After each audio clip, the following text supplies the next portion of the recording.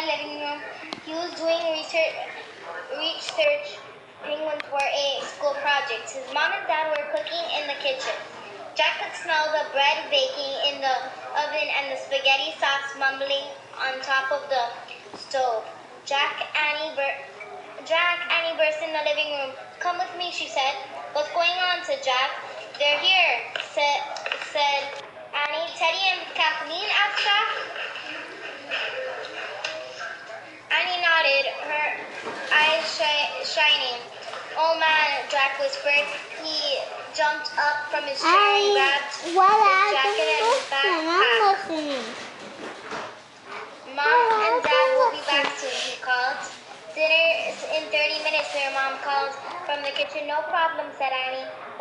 Then she and Jack headed out to the front door to the cool spring air. "Where did you see them?" said Jack. "At the edge of the woods," said Annie. "I was riding my bike home from piano lesson when they saw me and they waved." "You didn't stop and talk to them?" said Jack. "No, I pointed to the house," said Annie, "to let them know that I had to get to you first." "Oh, thanks," said Jack. "We'd better hurry. I wonder where they're sending us," said Annie as they crossed their yard and headed up the sidewalk. "I wonder what our next mission is. Hey, did you bring the wand of dianthesis?" "Yep, it's in my backpack." Ellie, Dad only had a few pictures.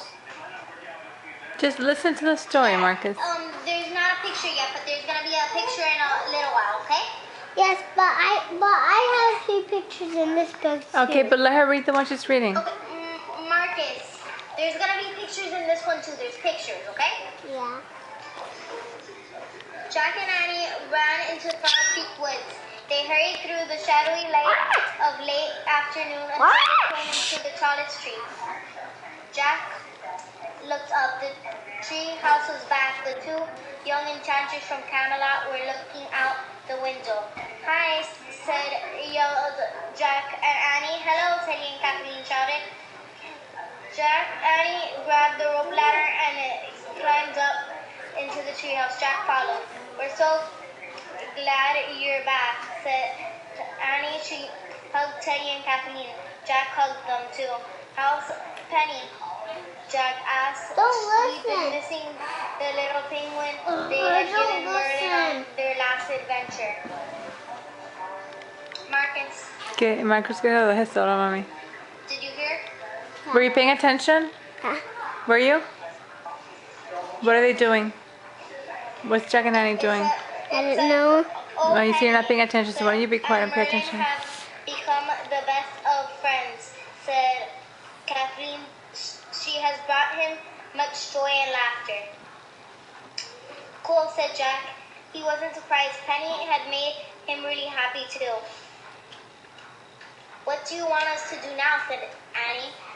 "Oh, on your last missions you found secrets of happy to help Merlin," said Kathleen. Jack and Annie nodded. "Now, on your next mission, Merlin wants you to help bring happiness to millions of people," said Kathleen. "Whoa," said Jack. "That's a big job." Teddy and Kathleen laughed. "How do we do that?" asked Jack. "Simple," said Teddy. "You must seek out a brilliant artist."